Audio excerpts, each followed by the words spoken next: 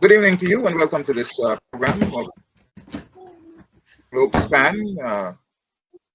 Tonight's discussion should be an interesting one because we have a panel of gentlemen who are pretty knowledgeable on the issues that we're going to be discussing this evening. We have, of course, regular guests, Mr. Ravi Dev. We have Ramber,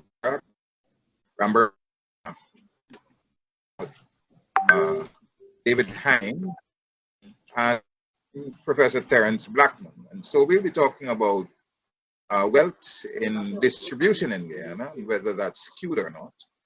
But before we do that, the elections in the United States have just been completed. And I know that you gentlemen who have been following the developments in that country and those who have been living there, some interesting things happened preceding the elections, and might not have been what was expected. I think a lot of people expected the Republicans to perform better, but unfortunately, I think people are more sensible than we thought they were not. Gentlemen, you are Professor David Hines, Professor Blackman, Professor Rambarak. You gentlemen have, and even my dear friend Ravi, what are your thoughts on the election first, and then we'll possibly talk about what are like impacts you believe on the politics and relations in Guyana. So I don't know, Ravi, you want to start? First of all, what are your thoughts about the outcome?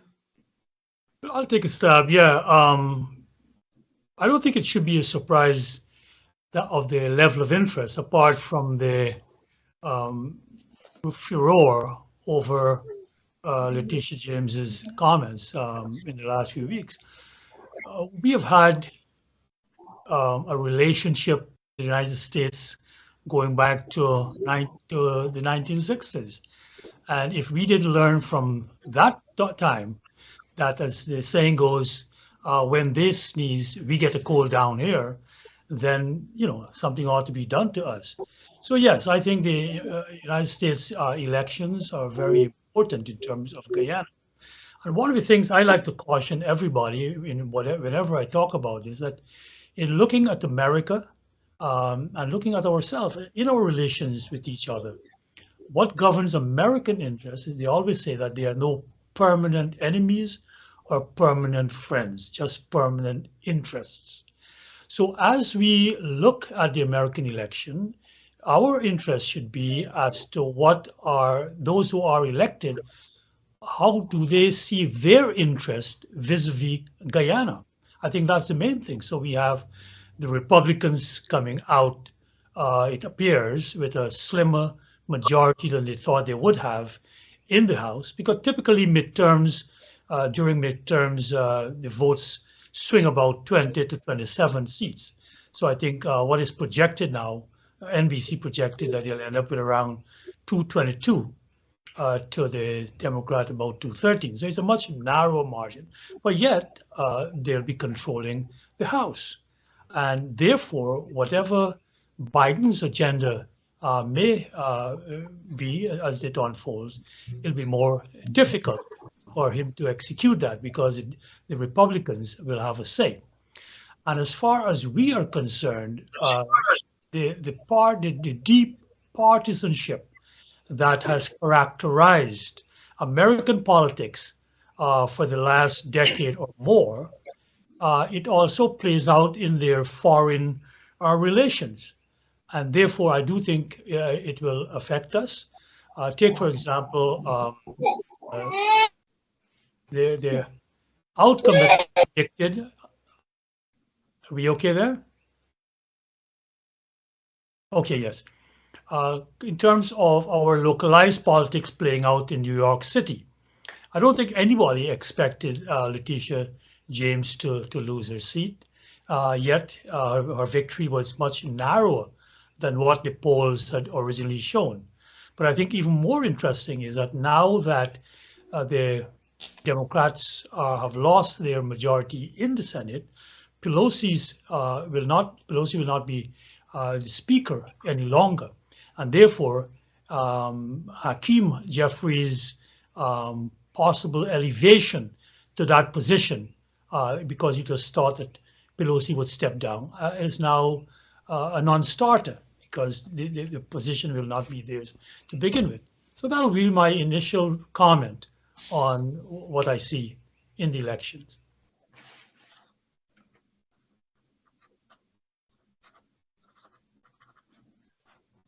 You want us to jump in? Ramra? Okay. Well, before this election, I think the general feeling among some people was you're probably going to see what they term a red wave, meaning you will see a lot of Republicans getting elected and so on. And I think the hope on the side of the Republican was that they would be able to put a stop to whatever President Biden was trying to do. So they were hoping that they would control both houses, the House of Representatives and the Senate. So I mean, it's not a presidential election, and generally, as Mr. Dev says, you do have people who will ride on the wave of the president. If he's popular, then people will kind of gravitate towards him and his policies. So therefore, it makes sense for him to support certain candidates. So I don't think we have seen that sort of a massive red wave as people were talking about. But the votes are still being counted. So the decision on who controls the Senate is still not going to be done, I guess, until maybe Friday, because it seems like Arizona or one of the other states are asking that they have until Friday. So they have elections here too, believe it or not, election issues. But certainly the House. I mean, the House is important because, and it does seem like the Republican will control it. According to the U.S. Constitution, the House deals with all kinds of issues dealing with taxation and finance. So that's kind of built into the Constitution. So the new Speaker of the House, assuming it's not going to be Pelosi, is going to have some kind of say in how things. And basically, what they'll try to do is to kind of, put a check on what Biden is doing. Unfortunately, it does seem like we're probably going to have some kind of a stalemate.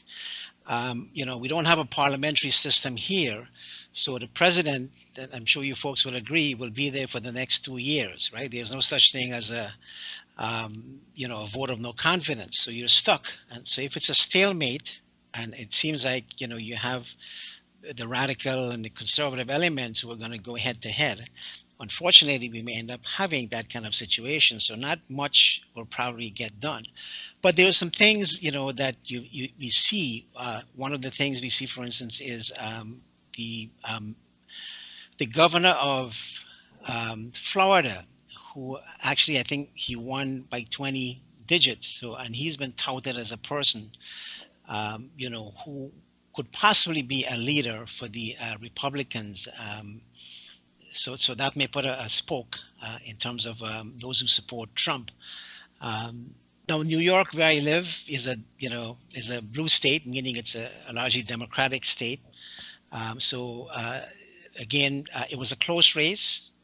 Not very close between the incumbent, Democrat, and Zeldin, who opposed her. So that didn't pan out.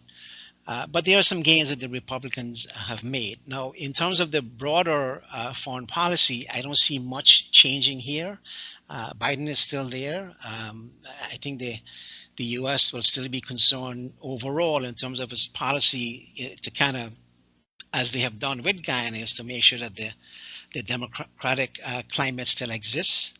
But I do believe that there'll be more pressure on some of the Democratic leaders to focus on issues, as we've seen, for instance, like promoting inclusivity. I've seen today in the Marara Waves, there was a statement made by the U.S. ambassador in Guyana, and so I think you will see more of that. That's going to continue. But the U.S. will still be concerned in terms of its broader foreign policy, trying to keep the Chinese out of the region. Concerned about things like halting drug trafficking, money laundering, terrorism, and so on. But certainly, you're going to see that connection being strengthened in terms of trade. I mean, Exxon is there, right? And that's a powerful multinational corporation. So the U.S. Will try to work on strengthening that, that angle in terms of trade. So you're not going to see any change in that. So there's a future role here, I do believe, with this government, and I think the U.S. will be concerned whether it's through, the lobbying efforts by folks out here. I think the concern will still be to keep the U.S. involved in terms of what's going on in Guyana. So we'll have to see. But in summary, I don't think this is going to change anything in U.S. foreign policy. It's going to make some changes in who controls committees in the House of Representatives, because the majority party, will have their chair people installed in these committees. And even though they're there for 2 years, it is a powerful, institution. And as I said, anything dealing with taxation and finance. So we're probably going to be more affected here in the U.S. Than the folks out there outside of the U.S. Mm-hmm.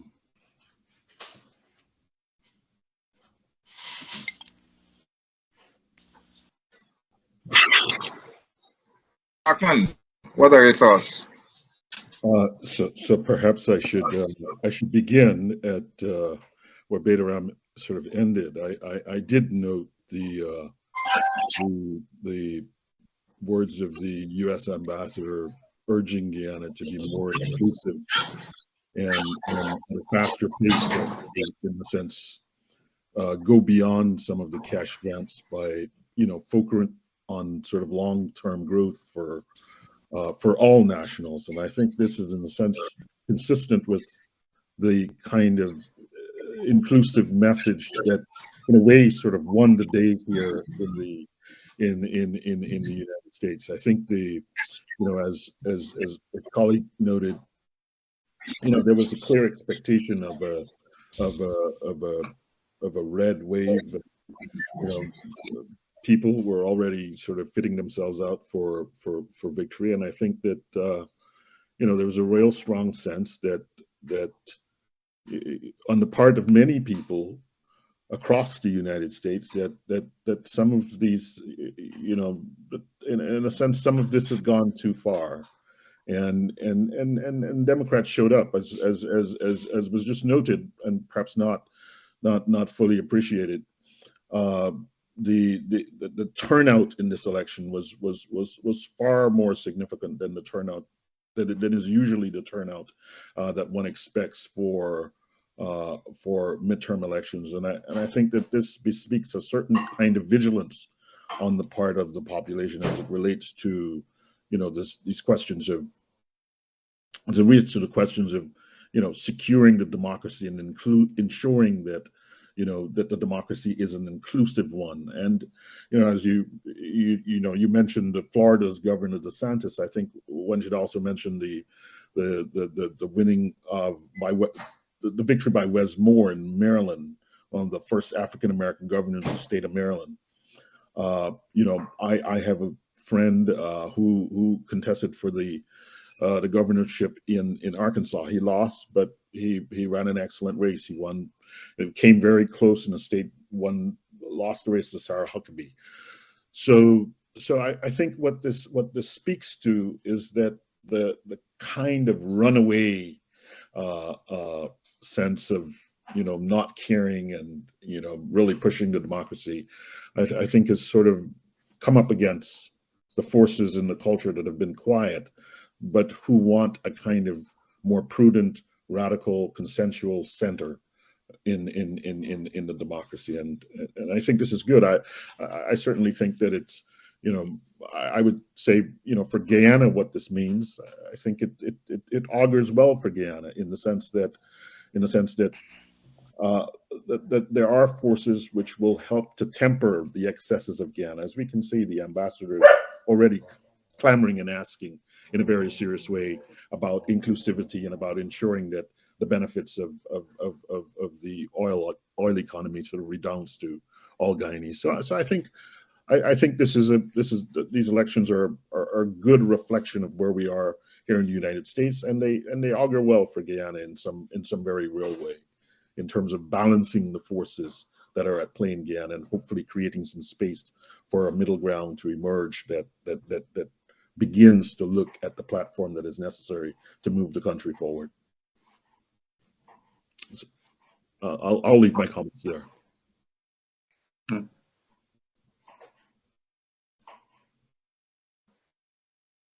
Dr. Hines.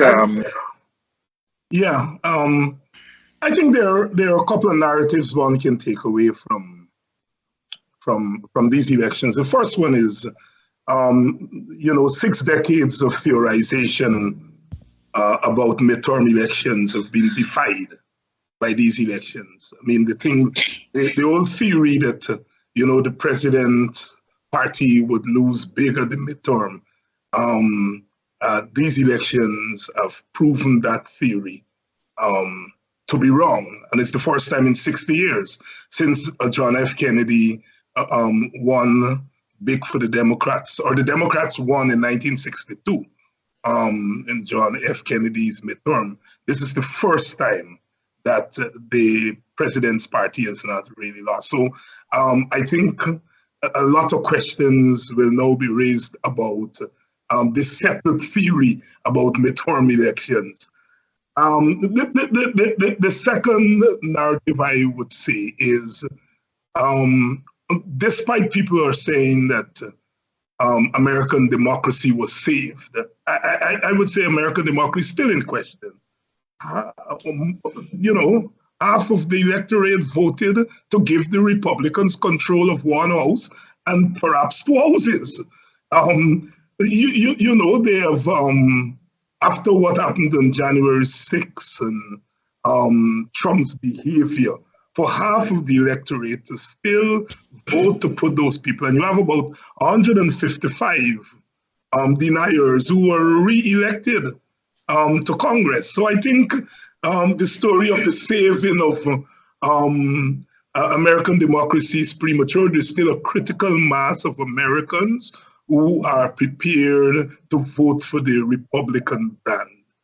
And I think it's too early to be shouting about saving of democracy. Kenny said the West is in trial. I think we can invoke that and say American democracy is still very much on trial, even after these elections. The third narrative is the fact that African American candidates did very well in statewide elections. Believe it or not, since Reconstruction, we've only had 6 senators elected statewide, 2 governors.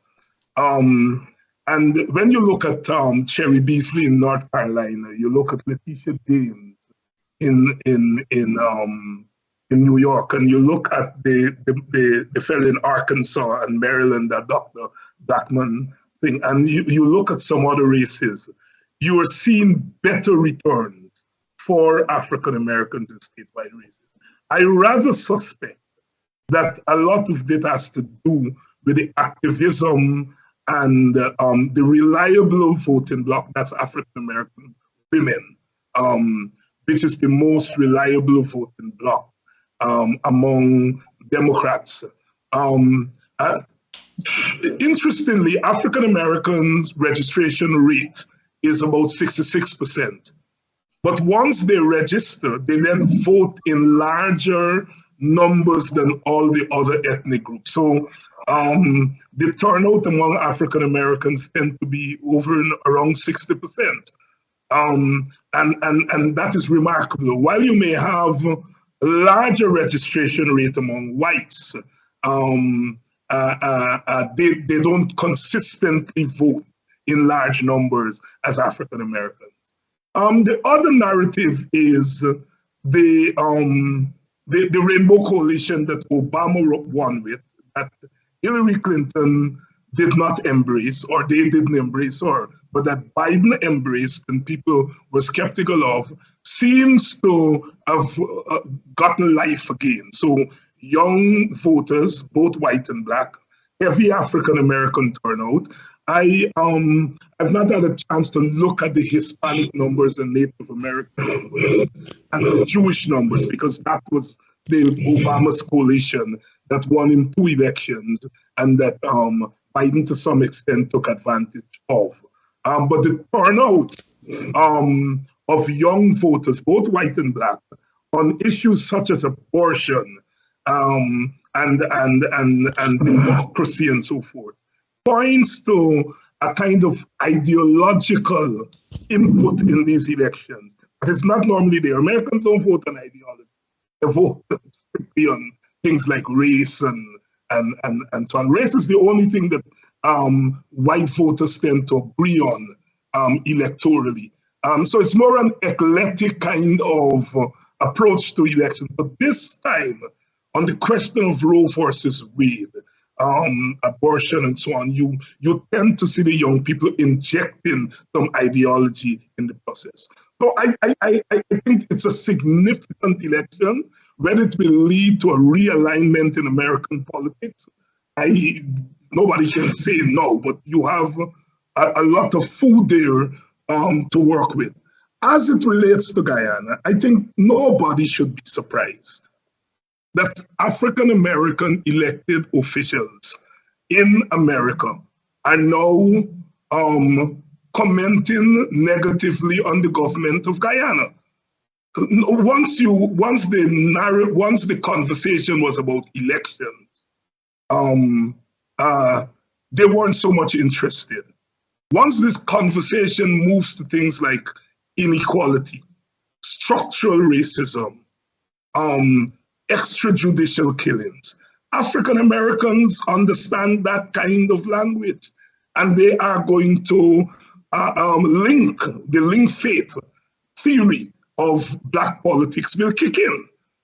And so when Letitia James makes that kind of intervention, it should not at all be surprising to us.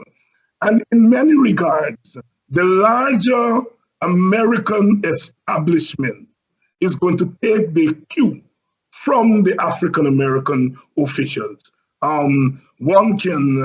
One can criticize the Rickford Burks and other, but I am saying the shift that we are seeing in terms of African American elected officials in relation to Guyana is not because of Rickford Burke, but it's in spite of the Rickford Burks and others that you're seeing that it was inevitable.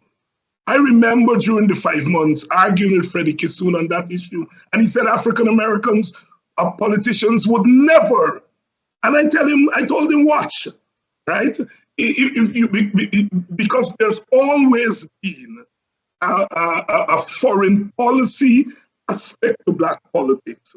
Show solidarity with African diasporan communities, whether it was apartheid in South Africa or helping to remove baby doc and so on in Haiti. There's always been a foreign policy aspect of black politics. Sometimes black elected officials are slow to understand the politics of so-called developing countries, but once they get their teeth into some of the issues, you then see the outcomes that we're seeing right now in the United States. But hope we understand that there has been a lot of interplay, even in the American elections. We've been watching some of the videos on Facebook where the Indian community in particular were being urged to vote for the Republicans because one speaker was saying that, look, it's the Republicans who were responsible for the change in government and bringing back democracy to Guyana and so on. Did that really have an effect on the outcome in those communities, do you believe? Who you're asking? Ravi, what do you think? Well, I think one of Ravi, the coming back to that whole Letitia James intervention in Guyana politics, upon that meeting that Rickford Burke convened, was to mobilize the Indo-Guyanese community in Queens. I don't think they have ever been well organized as traditionally the African Guyanese community of Brooklyn have been. They have been much longer, along with the rest of the West Indian community. When I went to New York, I went to Brooklyn College, and Flatbush was then very much Jewish. And I saw, West Indians like myself from all the other islands, including Guyana. It has now completely changed, and Letitia James, is from that area there. Hakeem Jeffries also, where they're interlinked with Caribbean people very, very intensely. The church has played a great role in that. The church is very strong in these communities, and therefore they've been exposed to these politicians, as is usual in American politics, to use those fora to take their message. So I think what you're seeing, however, is, in my estimation, when I lived in New Jersey, but I used to go over to Queens. The community was just beginning there. And I think it'll be interesting to see how this plays out, whether this initial spurt of activism in the Indian Guyanese community will now be fanned to grow and to bring their numbers into bear, as is the American way. It is as American as apple pie. We may talk about Tammany Hall politics, where politicians, have their constituency that they can invoke with just a wave of their hand, and their ward captains bring out people. I don't think we're back there yet, but it's still there, where immigrants still can be mobilized to bring their, how do I put it, their concerns to bear. So I don't think that the Indo-Guyanese mobilization in Queens was very significant, but I think it's a beginning, and I would predict that that kind of mobilization will continue. In a sense, it has opened up their eyes to, I think, a potential power that they have in influencing change at a higher rate. I think the Indians from India, they have been much more adept in participating in the American political system, and you see all over the place at all levels, you're seeing Indian from India. They've been elected, and the Guyanese have really lagged. So, for example, Letitia completed her meeting before the election in Jackson Heights, a traditional area for Indian Americans. That's interesting because while the Republican fellow completed his election campaign in Richmond Hill practically. So you can see that there's going to be a change there. So again, I want to conclude by saying in this election, I don't think the Indo-Guyanese had any particular impact on it, but I believe it is the beginning of a mobilization that over the years, their numbers can matter, because at the very minimum, we are told there's about 200,000 of them in the New York metropolitan area. What's your view, Dr. Ramberg? Well, I think the issue is twofold, right? One is, as Mr. Dev says, the issue of mobilization. But I think the other major issue is that of getting people educated to the process, and then obviously the next step would be to get them registered. So I think Indians are coming from Guyana are pretty much sort of a new immigrant here, so they don't have that organization that's already exists. For instance, when African Guyanese are coming here, through the churches and so on. So that's a whole process that's been going on, whether you trace it back to the 60s and the civil rights movement and so on. So it was easy to have that alliance. And I don't think it's very difficult For people like Jeffries, I know we keep calling his name, but I don't think it's very difficult, to be able to touch base with black leaders here and get them to focus on what's going on in Guyana. And I do think the issue of racism, discrimination does have a significant impact, and folks will respond to that. So I think with the and I don't have any data to back this up, but having lived in parts of Queens, I can tell you one of the challenge has been to get this community to be registered, to get them acclimated to this whole political process and get them involved. And that has always been a challenge. And if you look at some of the people, who have run in the Richmond Hill area during elections, I think that's one of the complaints, right, that they have made over the past. On the issue of, how Indians would react to whether it's towards Jeffries or Letitia James, I think it's a natural reaction. If we're making the assumption that the rational voter in the United States or Guyana will vote on the basis of their interests, I think it's a natural phenomenon to assume that Indians, if they were, going to vote, they would have that, that image in their head.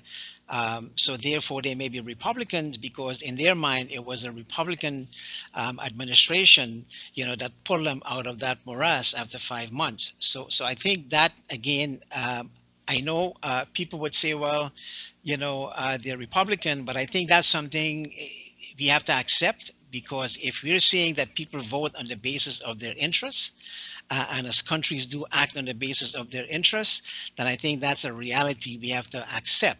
And I think that if you maybe do some research and survey on this, you would find that most of the Indians, whether they're in Richmond Hill or other places, I'm seeing most of them would have been sympathetic to maybe a Republican, despite all of the images that comes out of the Trump era. I think you would see support for that, because they believe that the savior was, a Republican administration, and I don't think they'll forget that easily.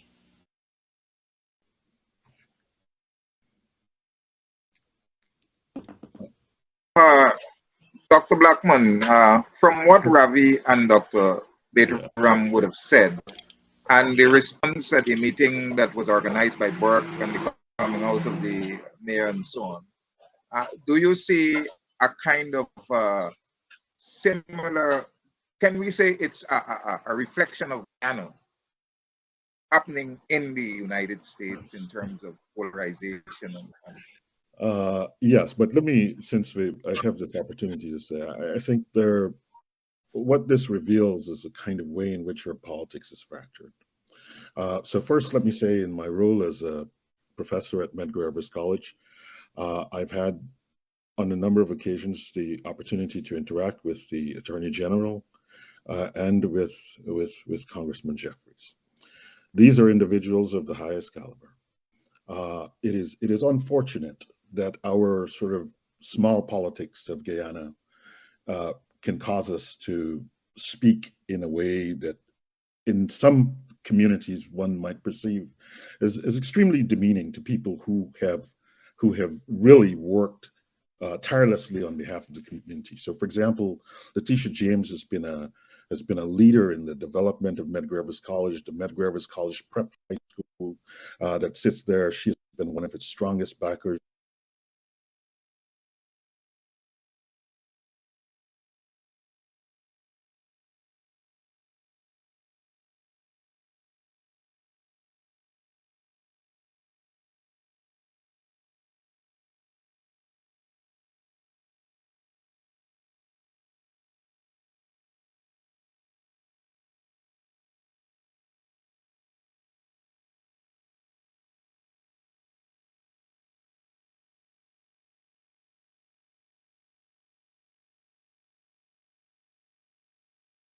In certain kinds of struggles. So I think that I wanted to sort of put that there. The second issue sort of arises in the context of Rickford Burke, and I think again, I think it's important. I think it's important for us as a government of Guyana to not engage Mr. Rickford Burke in this manner. In the sense, Rickford Burke is someone, again, who has been active in support of a community, and there are many people who feel very strongly that that you know, I mean, think for a moment about the police in Guyana issuing a wanted bulletin for, you know, a normal citizen in Brooklyn.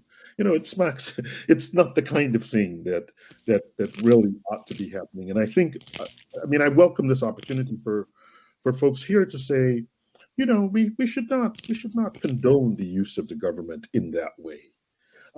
You know, Rickford Burke is an American, and he's entitled to speak, and he should be allowed to speak, as Guyanese should speak on these matters. So I think I've kind of said the issues as they relate to the individuals who are a part of this. So now to the specific question of the Letitia James's, the Attorney General's intervention on behalf of what she perceived as kind of some treatment that was untoward for Afro-Guyanese in Guyana, and sort of saying that she would use her office to impact that. And again, I think that is completely normal, as was evidenced by, we started this program with a statement by the U.S. Ambassador Sarah Lynch, who says, look, Guyana is an ethnically divided society, and so we will need to focus on inclusion, and that there have been many efforts to do so thus far, but we will need to do this at an increased pace. That's diplomatic speak for you know, things are not all the way that they ought to be. And I think it's unfortunate that our Indo-Guyanese brothers and sisters who live here in the United States, who are aware of these things, are in a sense not more sensitive to these issues. So, you know, I think there are two levels of what I hope we can maybe turn the corner on and move beyond the kind of deadlock politics, which is to say, one, it is completely normal for what is occurring to occur. And two, there ought to be more sensitivity on the part of the Indo-Guyanese community here in the United States to some of these matters. And it is surprising that we get to this sort of place where, you know, someone is a bullhorn, and, you know, yes, politics is important, but I think we know enough, and we've been involved in enough of these things to understand that perhaps that is not the most effective. That is not the target of the politics, and it was no surprise that Letitia James won handily across the state of New York. So I think it's a bit unfortunate politics, and one hopes that, you know, as a community we can do a bit better in terms of our understanding of what's going on.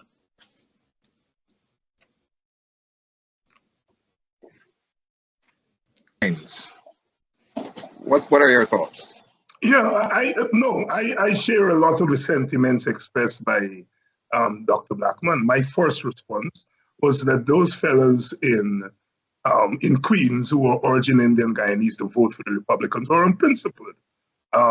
If you believe that your interests are better served by Democrats, the fact that an African American official gives solidarity to African Americans in Guyana should not then force you change from voting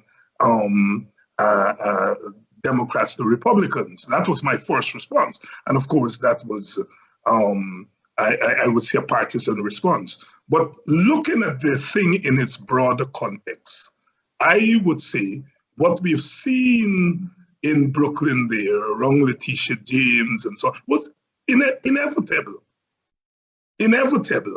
But once the Americans got so involved in our election, to the point where they put the pressure of the American state via sanctions on one participant before the elections were declared was significant. Usually, Americans would put sanctions on you if the elections are ended and you refuse to leave office.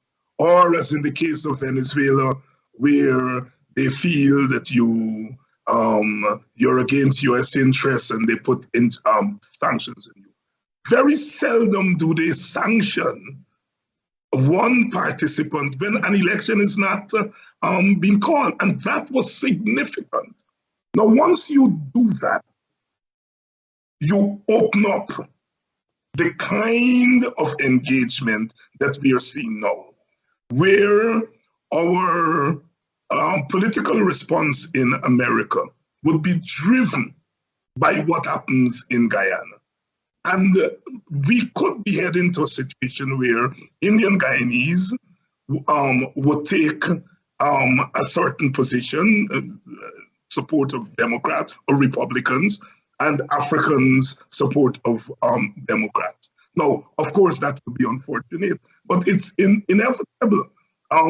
We know very much the Cuban situation, where the Cubans in Florida support the Republican Party over the Democratic Party because of what happened around the Bay of Pigs and so on and so forth. We may well be going down that road.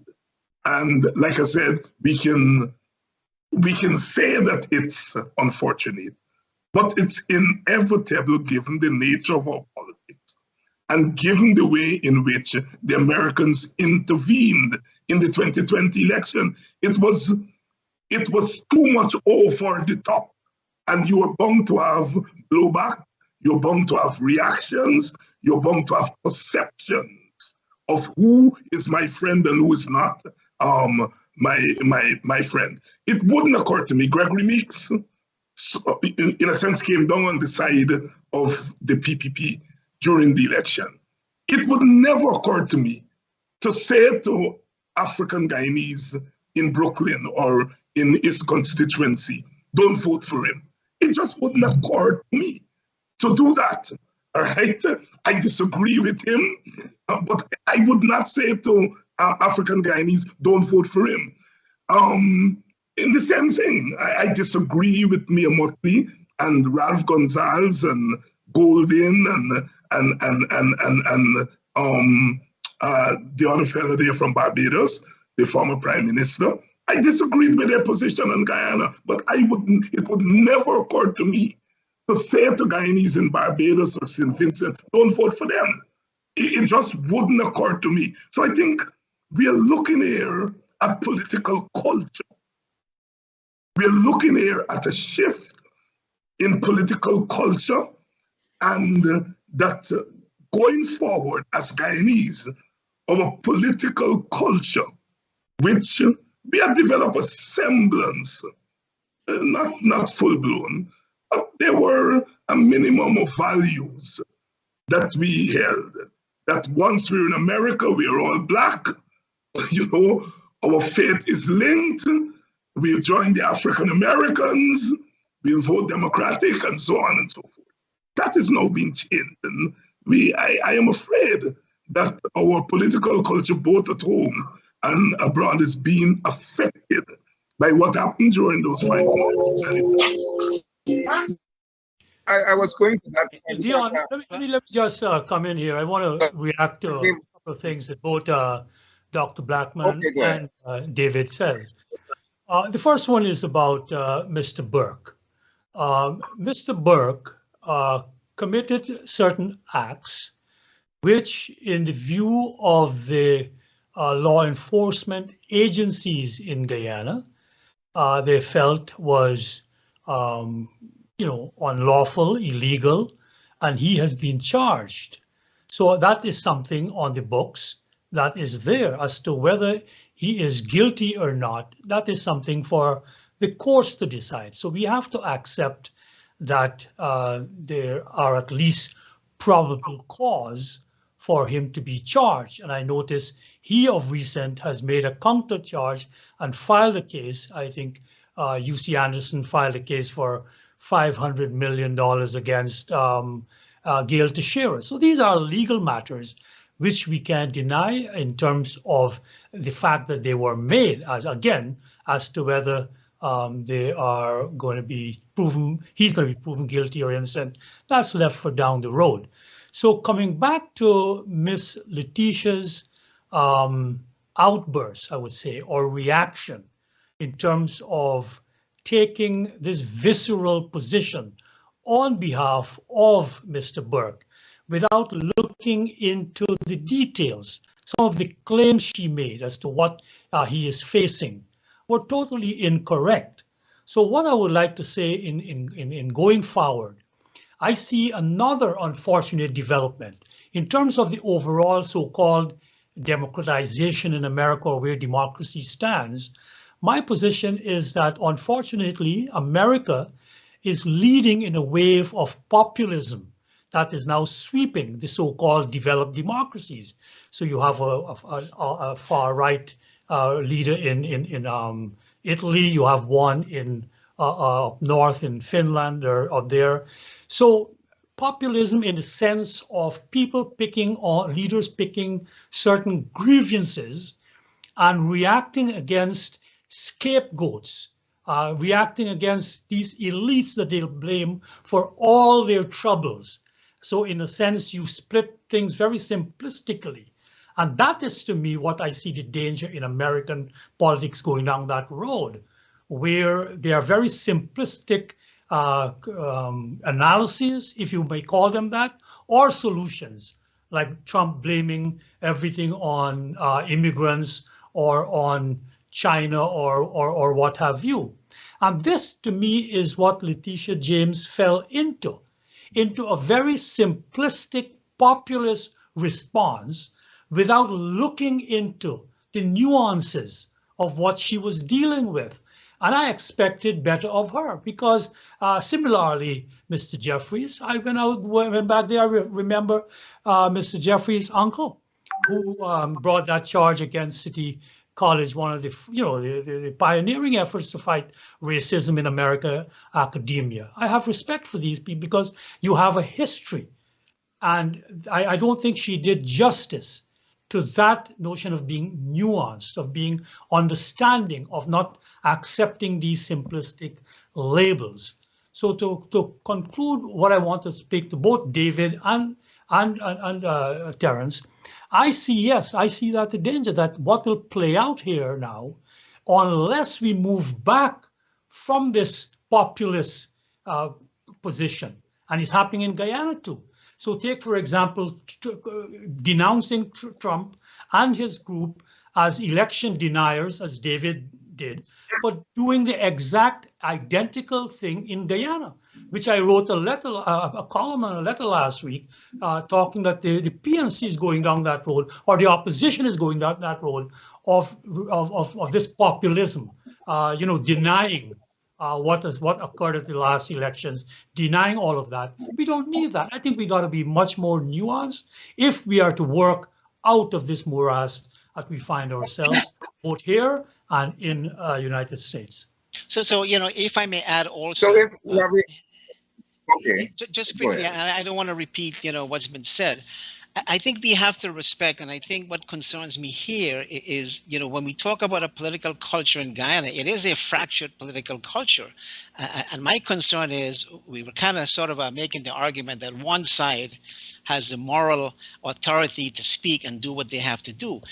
When we talk about people, and it seems that's the sense I'm getting here, that Indians will vote for a Republican, and maybe not support Burke or Letitia James, we have to respect, if we're saying that they're going to vote on the basis of their interests, we have to respect that, because they come out of a tradition that they've seen a situation in Guyana, and they are reacting to that. And it's the same way that blacks in America are responding to what is best in their interest. Regarding Rickford Burke, I've seen a video clip that is going around social media where he's saying, and I'm quoting, that Georgetown must burn. Now, that's not something you want to be able to spread, because it seems like Rickford Burke does have a lot of clout, because the PNC is also very fractured in Guyana. And I would add this. When the PVP was elected in 1992, I was in a debate with Mr. Rickford Burke in Queens. And one of the things that he was gung-ho on is that this election in 1992, coming out of that long tradition of PNC oppression and rigged election, was that the 1992 election was rigged. And Mr. Burke was on that panel with me, and that was the position he held. When you look at what they are doing, and I want to put the onus back on what they are doing. When they make that lobbying effort on behalf or to try to convince Letitia James or Hakeem Jeffries, somehow that concern about the other half of Guyana. We talk about America with this election. It is a very divided society in the United States right now. So we have to recognize, and we always have to put our foot in the shoe of the other folks who are out there. So I don't see that element of what Rickford Burke or what Letitia James are doing in terms of lobbying on behalf of all Guyanese, and that part of the element is missing. And I think we seem to be giving legitimacy to what he's doing, but there are some things that he's doing that may be that may be dangerous for Guyana, because if he has that tremendous influence in Guyana, because the PNC is really fractured, the leadership is not strong. The language he preaches, again, if he's saying Guyana, Georgetown was born, then that is going to be a problem. And I think the Guyana government has to respond to those things, and especially when that kind of language is being fomented in a society that is very fragile. And I think we all agree here, that Guyana is a very divided country. Nobody's denying that. And I think we have to be careful how we kind of proceed with that. And I think that would be part of my concern about this whole narrative about when we talk about the Guyanese political culture. Can I? Yeah, well, while you respond, Professor and Dr. Hines, you don't ask you to respond there. While you your response, how do you factor in the U.S. ambassador's intervention during the elections in Ghana and Letitia James's position in relation to situation in Ghana? Can we draw a parallel in terms of do we say that it was wrong from the election commission and so on? As Ravi is trying to say that Letitia's coming out is really out of place. Go ahead, Rob. Are you asking David or me? Me? If I go, yeah, Dion, look, I disagree with Ravi and Betaram. This is not about Rickford Burke. It is not about Rickford Burke. Letitia James's intervention is no more simplistic than the U.S. Secretary of State's intervention under Trump. What his name was? I can't remember his name now. All right. If our intervention is simplistic, then his intervention was equally simplistic. And the U.S. ambassador to Guyana, Pompeo, was equally simplistic. Because I would think that Letitia James understands Guyana more than Pompeo would ever understand Guyana. Yet Pompeo's intervention is seen as principled, and her intervention is seen as simplistic. No, Rafi, it's not about Rafi Dev. It's not simplistic. Our intervention is grounded in a history of Black linked fate. And I stressed that at the beginning. It is easy for a Letitia James to smell what African Guyanese are claiming is happening to them in Guyana. The program is not about whether their claims are right and wrong, but the fact that she hears it. It's not about Rickford Burke. It's about something deep within the Black belly. And so, therefore, to reduce our intervention as support for Rickford Burke and not as support for the complaints of African Guyanese, I think misses the point. And like I said, in any case, if she is simplistic, then Pompeo and others were more simplistic than she was. Yet they are held up as saviors of democracy. No, democracy is not just about elections. Democracy is also about extrajudicial killings, the right to life. Democracy is also about equal distribution of resources. Democracy is also about fair wages for those who work for the government and those who work outside of government.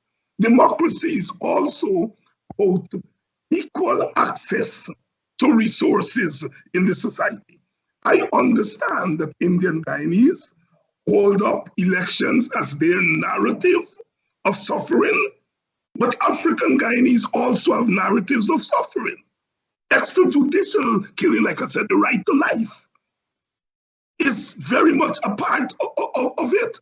And so therefore, when Letitia James speaks to that human rights, that right to life that African Guyanese are talking about, she's not being simplistic. She's grounding in a long historic relationship among peoples of the African diaspora.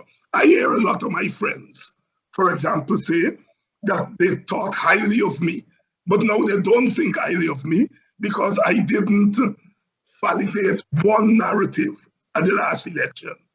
Well, those same friends don't say anything about extrajudicial killings.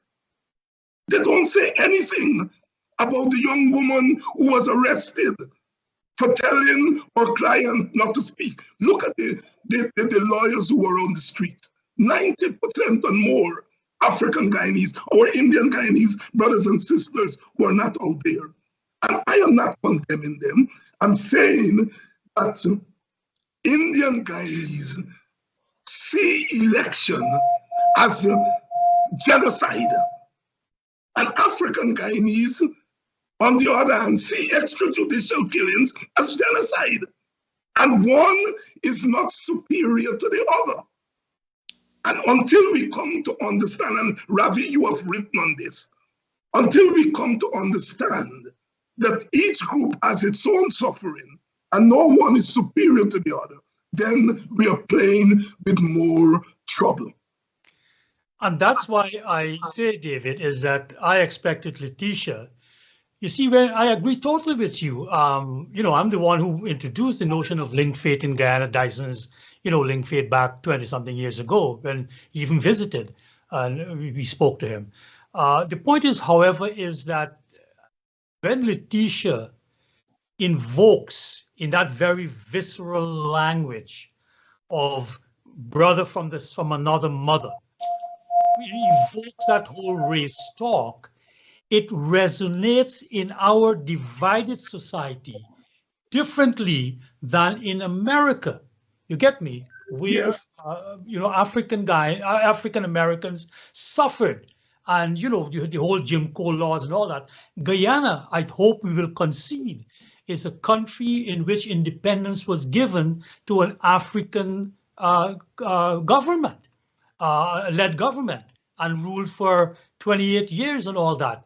So Letitia and others who intervene from outside have to be, that's the way I said, she was simplistic in terms of the language she used in intervening into a very combustible situation in Guyana. And I think she added flames to that.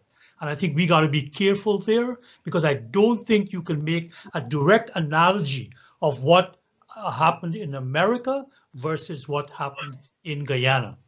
You can't do that. That'll be too simplistic. And the last thing I want to say is this. One of my sorry, go. Yeah. Go ahead, Ravi.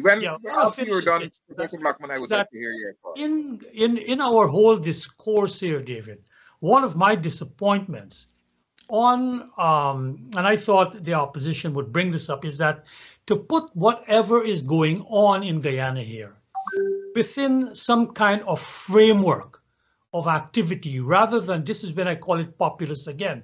There's no framework. So coming back to all the demands you have and coming back to what we were supposed to talk about tonight, inequality. No one mentions we are acting within that whole framework of the victory of neoliberal principles. And so if we want all the things you talk about, don't we then accept that it's not going to happen within a neoliberal paradigm in which the market makes all those decisions that you talk about there? You know, the whole notion of what kind of distributive justice should we apply in a country like Guyana? Nobody brings it up, and that's my frustration with the opposition. And I speak as one who sat as an opposition member. I say this, like I said, with my hands, you know, to the heavens. I was always an opposition member, you get me, who marched for, in 2004, Ms. Guyana complimented me, who spoke at the Square of the Revolution for a new voters list, for an inquiry into, you know, Gadraj's thing and so on. But somehow we get lost that we must have all of what we say or do. It can't be just reacting to racial commonalities based on, as you say, based on what, you know, the legitimacy of the same skin. That's being simplistic. It is being simplistic. We have to. I go back to Rodney and his analysis and how we're going to be thinking. I noted again. I want to finish this in 2014. Dr. Clive Thomas, in addressing some of these same questions of inequality and what's going on in Guyana and all that, he at least brought up within a theory as to the implications of what Piketty showed when if capitalism is to go forward, what's going to happen as it plays out within groups that are situated differently in any country. I close with that. Yes, Dr. Blackman, let's hear your thoughts. So we've taken a detour, but I think it's an important detour because in a way, we were aiming at, we were trying to treat the complex issue as if it were much simpler than we were in our conversation being a bit simplistic. And so it's good that we're kind of, in a way, going down this path so I'm not here to defend Rickford Burke or to defend Hakeem Jeffries or to defend Letitia James, the Attorney General of the State of New York. She can do that far more ably than I can. But I simply think that we should, in this kind of way, Ravi just made the point of the way in which something resonates. It's, you know, this is someone who is the Attorney General of the State of New York. This is not someone who is engaged in simplistic work. And so to kind of assume that, you know, her use of language, her defense of is something that was sort of done without thought, and maybe it's not the thought that one would agree on, but just to ascribe that character to this is, I think, perhaps not the appropriate thing to do. And, you know, we might want to rethink how we characterize their actions. I mean, and I'm sure, you know, I can offer a way to think about this, but I'll leave it to you to sort of see that that's perhaps not the most appropriate characterization of the actions of the Attorney General of the State of New York, particularly one of the first African-American women to hold that role, right? So I want to kind of leave that there. What I want to speak just for 1 second on the question of Burke. And again, I while we were talking here, I just quickly Googled what exactly was Mr. Burke charged for, right? And just to give a sense for Ravi, that it from a distance, and I think this is what we expect people to do, that it's clear that this is not a situation where, you know, there is some, you know, well-defined legal process, and you know, when one reads the story, it you know, the reporters have implicated Burke as being someone behind some organization called GNN, and this is some, you know, a conspiracy to commit a felony. What is this? That these individuals were writing negative stories. And this seems, it seems it's the kind of thing that from a distance, it's the reason why Letitia James would listen to this and say, this is the kind of thing we hear all the time when it's completely made up, and the actions that are being taken are not necessarily actions that are being taken for these things, but they're actions that are being taken because there's something behind what's happening there. And that is as clear as the day, and the antenna of many people are raised when they see that. So again, it's not to say that there is not a process, but one should look at the kind of flimsy nature of what is there and say, an objective observer reading this would think something is probably not right about what's happening there. And there's no need. And I think this is part of what I also find is, at times troubling for us. There is no need for, we devolve so quickly to the kind of, defense of our racial camps that we can't have a proper conversation about what has actually happened. And, we get so quickly to the place where we begin to demonize people that we can't say what has happened. What do we need to do? What do we need to change? What do we need to change it to? How do we cause that change? Because we can't have the conversation with each other. And again, you mentioned my last thought on, so I've dealt with Letitia James and Mr. Burke, and then Congressman Hakeem Jeffries. You mentioned your knowledge of his family and the role that they played in the African American community, not just Congressman Jeffries, but his antecedents, and so particularly in relation to Leonard Jeffries at City College. And so I think that when you speak to them, you should understand that in the same way that you kind of you speak to the way in which this might resonate in some community, one should also be mindful of the way that it resonates. Your words and your thinking about it resonates in some communities, right? And even just among the folks who are here on the program, right? So I think we have to find more nuanced and more life-affirming, self-affirming, community-affirming language to talk with each other, and not immediately devolve into our defense of our racial and ethnic prerogatives. These things, I think, ultimately are important. But if Guyana is to move forward, we have to find a way to have a substantive conversation across these lines that is respectful and holds all communities with a certain kind of dignity. Well, you see, Terence, this is where, again, we differ. This is where you're making certain conclusive statements when you should be held tentatively, which in terms, you're saying that the evidence is flimsy against Burke. I don't know. That's not my place as a trained attorney from New York. I wouldn't say so. This is the evidence. There were charges made, and based on those charges made, they issued a warrant. It is not for me to Ravi, what I'm saying is that I happen to know those reporters. I know Gary Eliezer. I know them. So you can make. So I'm saying this is the Attorney General of the state of New York. This is not just some Teacher James. To her being very. I see this as a danger in America. This whole notion of the populism that has descended in, for example, in England on both sides. In America, I see the both sides descending into this populism and not holding on to liberal principles that has sustained democracy. Well, if I may, just let me make one last point.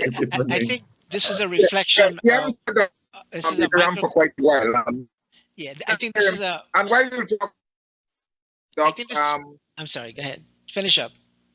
I don't want to talk over you. But I think this is a microcosm of what we're dealing with. Go ahead. In Guyana. Just for the record, I took classes with Professor Leonard Jeffries at City College. I did my bachelor's there. And this is a time when City College was going through a process. And I think being part of that, I understood, or I learned about the Black concern at that time. And that forced me to leave Sophie Davis. That's a medical school. After a year, I gave that up and I decided to study political science and history. And of course, my parents went crazy. But when we talk about Jeffries, my simple point is that yes, there is a narrative, and I think David will agree with this. And he always says, I am speaking, my truth, and I'm speaking about African. I know them well. That's part of, that's part of who I am. And I think we also have to recognize, yes, Guyana is a society, is a multi-ethnic society, but it's also a divided. Nobody's denying that, there are many people, and I will tell you, who will say, look, and yes, elections is the way to go. And those people can't run a cake shop. They don't know how to run a country and so on. Yes, we have all of that. But the problem is we have that that divide that we need to go beyond. And I think, where Professor Blackman is agonizing is you want us to get over that hill. But the problem is this is where we are. And I think that, we were supposed to talk, we'll have to have another session on economic wealth We haven't gotten to the distribution. economics discussion yet. But I think we have been having this discussion for a long time, and I think all of us here would be dishonest to say that there is not a racial problem in Guyana. In my view, I think there are three issues that are going to be dominant issue. I think the issue of race and ethnicity is going to be one. Right? I think corruption is going to be a second, and I think the issue of wealth distribution, which we were supposed to be discussing tonight, and I think those are the issues that will dominate, Guyanese politics, so to speak. But my point here is that it is a discussion that we have been engaging, with for a long period of time, and I think we have to understand. And I think this is where the difficulty comes in. Is we see our truth as the truth, and we don't see that there is another truth could be out there. So we have to find a narrative that really take both elements. And of course, there's the Amerindian that nobody seems to talk about, Guyana's forest people. They are now becoming part of the narrative, and I think the discussion about that has to continue so we can find that whole. But one of the things I'm trying to grapple with, and I've done this for a long time now, is to make an assumption that we're all Guyanese. But Guyanese is really, a sort of, that's what we are in terms of nationality. But we're all different culturally. We come from different backgrounds. So instead of being one people, we should be, focusing on unity and diversity. We're many different people. So we have to find a formula that really gets us to a position where we can all respect each other. We may not understand the other side, but we have to understand that we're living in this territory, which we call Guyana, and we have to do that with self-respect and respect the other side and their views. Now, having said that, there are some issues that are going to be issues that we have to grapple with. When we say things like, we're talking about whether it's executive power sharing or, we want to be able to take the oil money and, apply it to all of these years of oppression and make it part of reparations and so on. That's all well and good. But my concern also is to understand that there's a narrative that also has to be taken into consideration. And that's the Indian narrative that I think that I always try to bring on the table, because I can tell you one of the things I'm doing now, looking at culture, right? In the 1930s, Indian culture, you got a head start because, Indians were fighting this sort of a colonial environment to be able to have that voice, to negotiate that space, right? But then that voice was eclipsed under the PNC regime, and I think that continues today. So my concern is, where is that voice? Where is that cultural voice? You look at the institutions in Guyana. We talk about discrimination. Yeah, it exists. But what about those institutions, that doesn't recognize the existence of other people, whether it's the army or the police or the civil service or the national cultural institutions. So I don't see all of those things represented. So when Letitia James, and again, I'm sorry to come back to her, as much as we may like her, when she does make that reaching out, I think she needs to understand that there are also constituency of hers, who may have different opinion, and she has to be able to take that. I can understand you come from that Black tradition. Yes, you're connected to to your people, but you know, we live in a society where there are other people in Guyana who also have a voice, and hopefully, as a person who understands, who come from that tradition, will be receptive to the fact that yes, there are other side, there are other concerns. So if I'm going to leave New York and try to get the folks in DC to listen to my perspective and what Rickford Burke is telling her, she needs to also understand that there's another narrative that has to be on the table.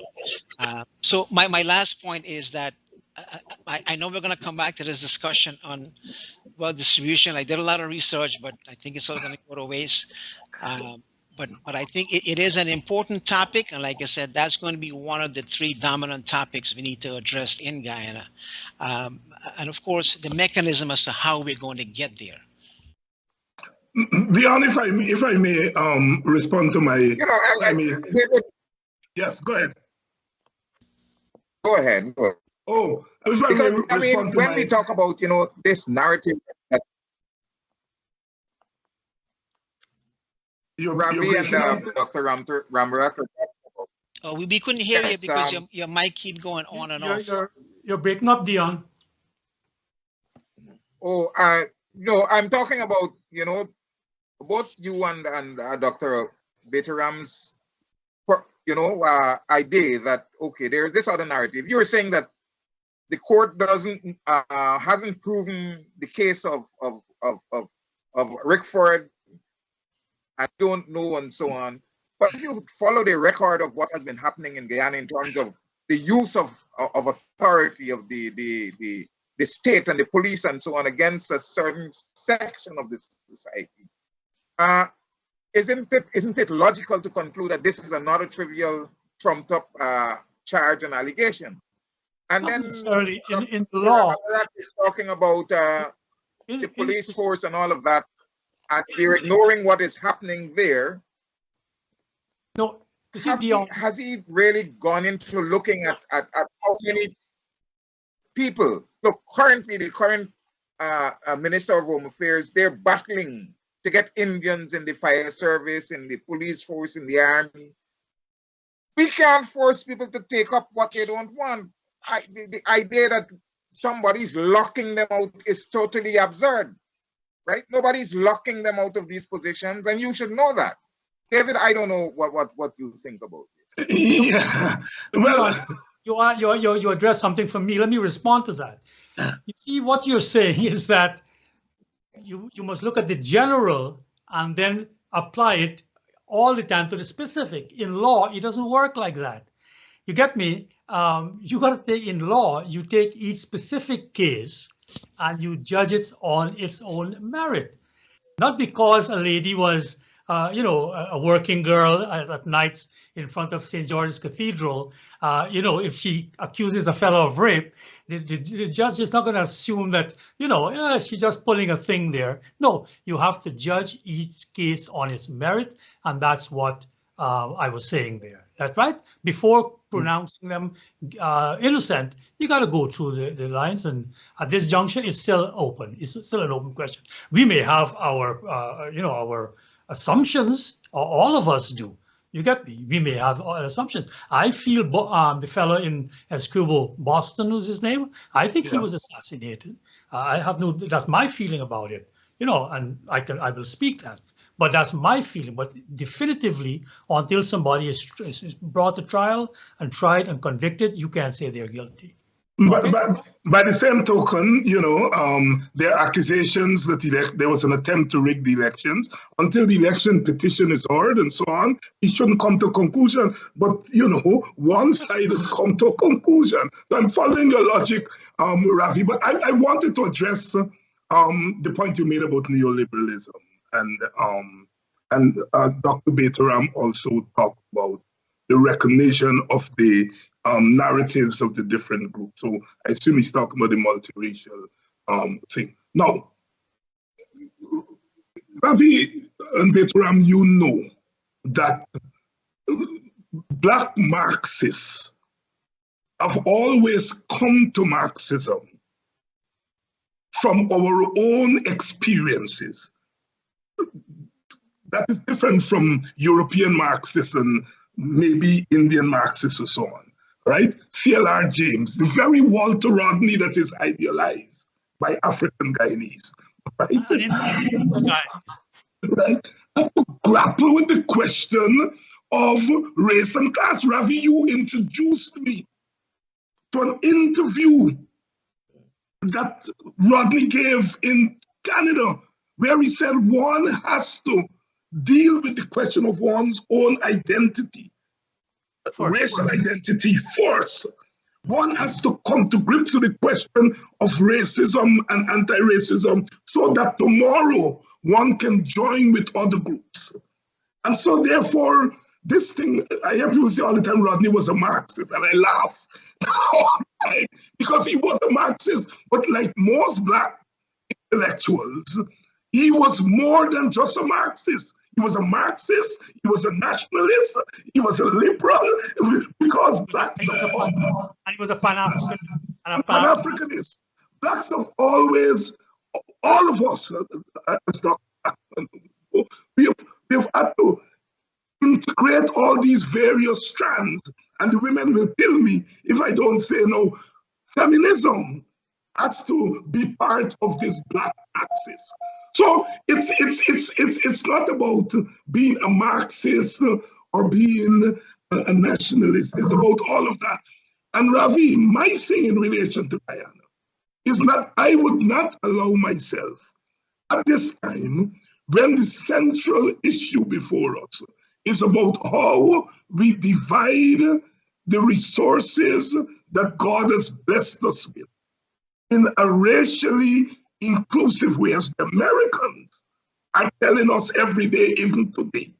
When that is the issue, I am not going to allow anybody to get me caught up in discussing neoliberalism, just to get me my eyes off the prize, so that they can carry on their thing. No, there is going to come a time when we will have to deal with the question of neoliberalism, but we will have to deal with it together. You, me, Veteran, Dr.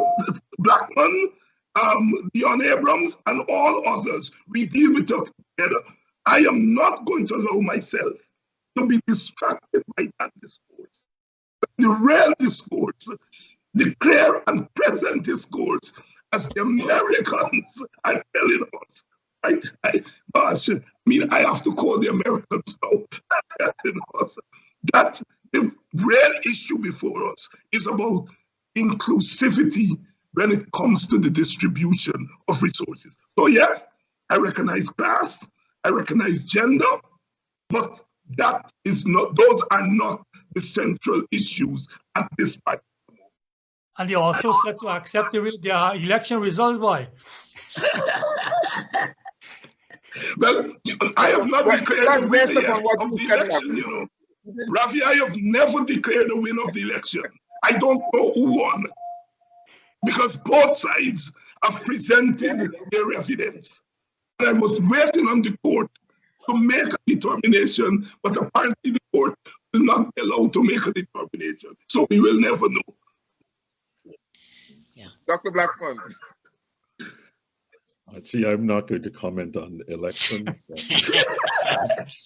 I think the question is, you know, as Dr. Hines rightly says, and I, you know, let me say again what the U.S. Ambassador Sarah Lynch has said. Right? She you know, she talked about in the area of cash grants that have been delivered countrywide to marginalized groups to cushion impacts of flood and COVID-19.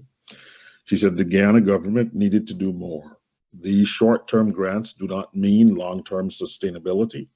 So we're encouraging them to focus on efforts that will create sustainable growth for the entire country, no matter ethnicity, no matter race, no matter gender, and no matter geography, because there's a bit of a rural-urban divide here.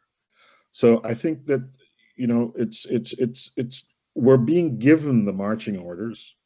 And as Beta Ram has nicely sort of characterized it, perhaps we have to, in order to ensure that no matter race, no matter gender, no matter geography, we somehow have to have some articulation of race, gender, and geography. But I think that that's the business that we ought to be involved in, and we need everyone around the table. And I would say further that some of these things that tend to kind of, exacerbate the differences between the Indo and Afro-Guyanese communities are precisely the things that distract us from doing the job that we need to do. And in a way, I sort of hope that our continued conversation here kind of gets us to the place where we start to, put forward some proactive, some rational, some objective ideas about, this area of cash grants. So in preparation for our program, I looked at the website for the Ministry of Finance. I was looking for data on wealth distribution in Guyana. Unfortunately, there's very little data. There's almost no data on the Ministry of Finance website that relates to wealth distribution in Guyana. None. But what one finds there is a number of things that have to do with cash grant dispersals. And it would be interesting, as sort of Ravi has noted, to have beyond a theory of, a theory of crisis for the distribution of, but some kind of economic sort of animating idea that has been contributed to by all of the parties involved, saying, we're going to have to do the following things. We're going to have to find ways to disperse monies. Earlier today I was talking, I don't know whether you've read the article by Mosa Telford. There's an article by Mosa Telford in the Sabric News. Mm-hmm. And so I read this article, and so the essential characterization is like, look, okay, I don't want to drink a whole gallon of the oil, but I want to taste a sip. And so we have to begin to think about ways to have an inclusive tasting of a sip across the society. And this is, I think, the argument that we have to bear down on. And it requires us to kind of, if I take your lot, it requires us to all be mindful of each other's narratives that we bring to but we have to get to the table and have to do the actual discussion about how the cake gets cut. Because if we don't, I fear, as the article that I really would recommend that to viewers, as the article that Ms. Telford wrote. It's a very well written article about, it kind of juxtaposes, this, $70,000 Wagyu beef with sort of some of the realities of the way in which people are living. And it speaks to the way in which, some economic issues are hardening.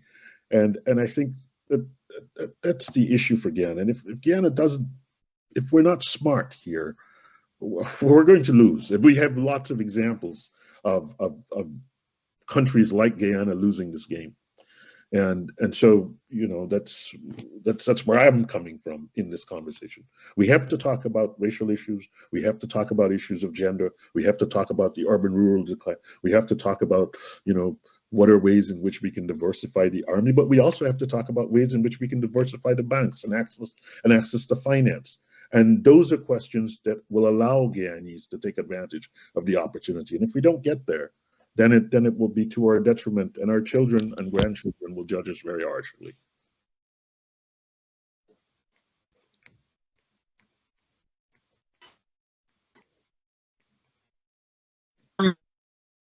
What is up?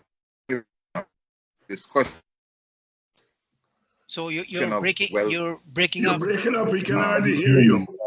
Mr. Abrams. I don't know. Probably it's the internet. I'm saying that we've wormed our way into the substantive discussion for the evening in terms of the distribution of wealth and resources and so on. Do you believe, David, that, as Professor Blackman has said, information is not readily available in terms of how the government is treating with the wealth of the country? And we get a sense that operated to hide the necessary information that it will give us. We don't get information on the distribution of house lots in terms of, we get a big number, But in terms of the distribution by race and class and so on, and who gets what, you don't get this information. You normally get big figures of 10,000 house lots distributed this week, 20 distributed this week. Who gets what? Nobody knows. All right. So, but wealth and oil and gas and the distribution of these resources, how do you factor that into the current interplay? Gentlemen, I was told this was a 1.5-hour program. Yes, and actually, I have Mr. something Abrams. scheduled. And, Yeah, we are actually over time now. If we Oh, could go okay. to closing comments. 1.5. Maybe we can continue with our Yeah. assigned topic at our next next. time.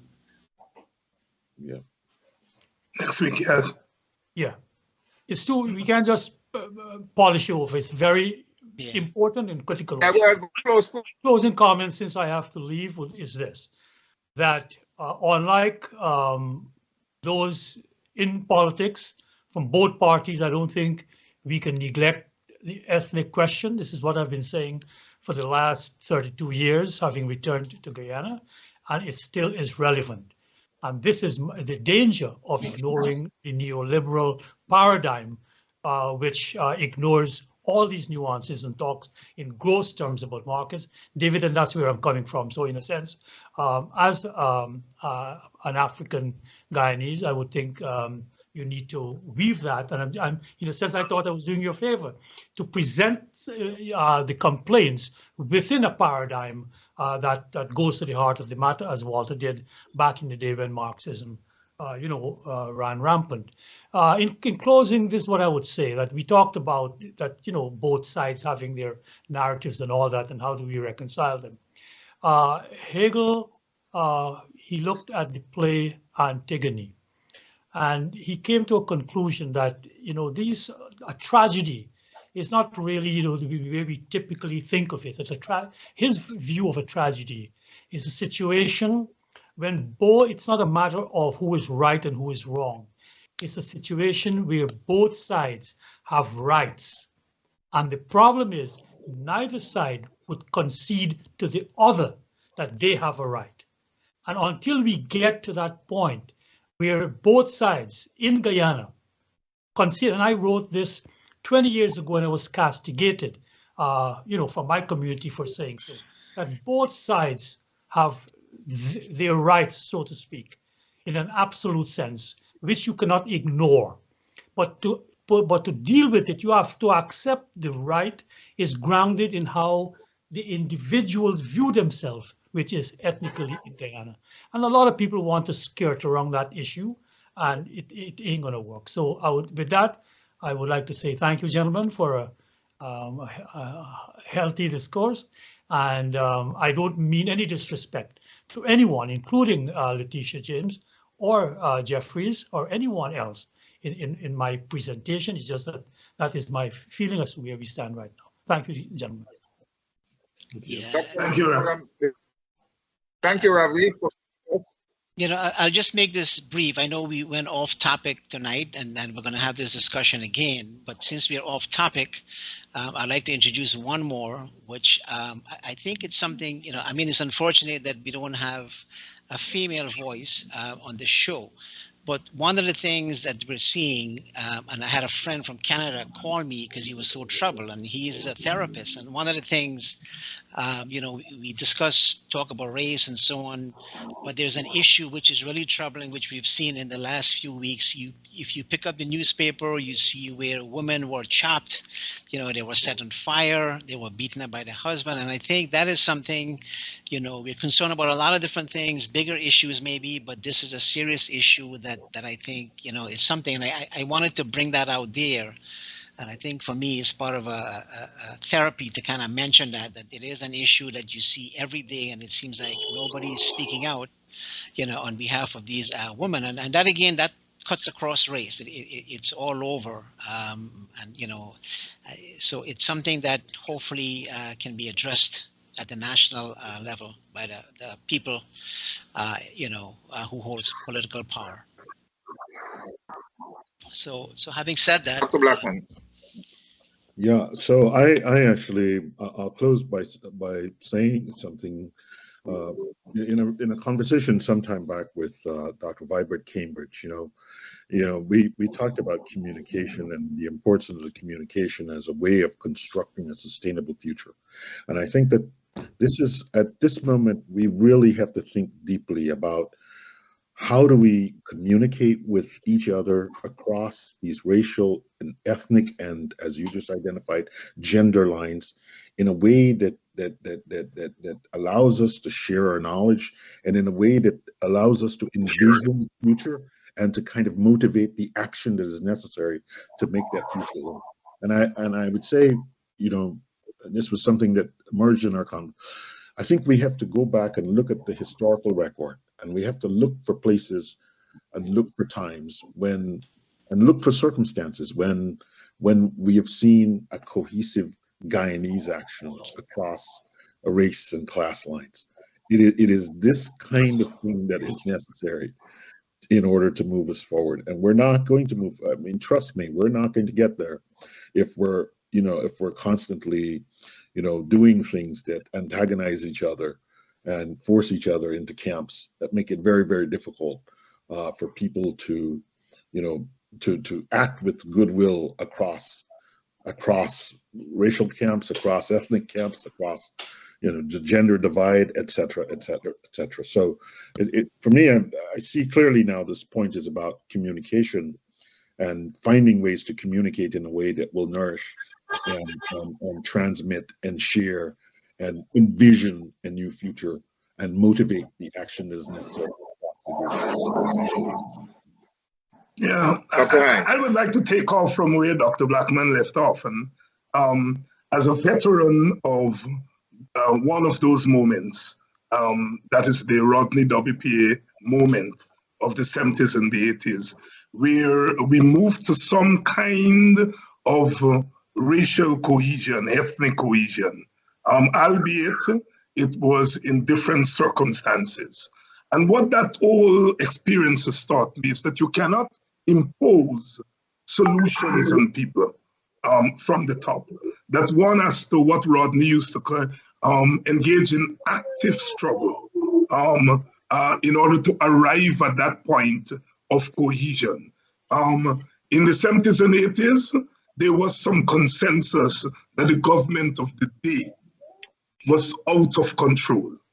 And so therefore, the circumstances presented opportunities for joint racial action. I don't think that in the present circumstances, those opportunities are about to come, largely because the very thing that economists would say would lead us in that direction, and that is wealth. The coming of wealth seems to have played a negative role in terms of that march towards cohesion. And so, as a veteran, I would say that we have to engage what is before us and continue to do that. We have to do like we're doing here. Remove ourselves sometimes from the scene of the crime and have a conversation. If Guyanese can see 5 men, unfortunately there are no women, but 2 Indian men who believe strongly in their Indian identity. I can't speak for Dr. Blackman, but one black man who feels very strongly about this. I'll just point that my name is Blackman. So. And I think if people, Guyanese of both races, see more of this, that we can have a conversation clearly with our differences, clearly with our differences, but yet can spend an hour and a half talking civilly to each other. I think that could send some signals that can help to clear the way so that we can get to that place. But like I said, one has to engage what is before us, while at the same time engage in the possibilities that are necessary for us to get to that point that we all want to get at. I want to thank you all for being part of tonight's program. I want to apologize for the listeners for taking you over. I actually thought somehow got received in terms of 2 hours and 1.5. I think the introduction was interesting. We did divert from the top, should have, but I think it was worth listening to the views of all of the individuals here, and it's a healthy way to move forward. I want to thank you again for being with us, and I want to thank all of you, gentlemen, Ravi, Dr. Rambarang, and Blackman Hines, for the host, the persons behind this program, to have you engage in this way. Do have a good night until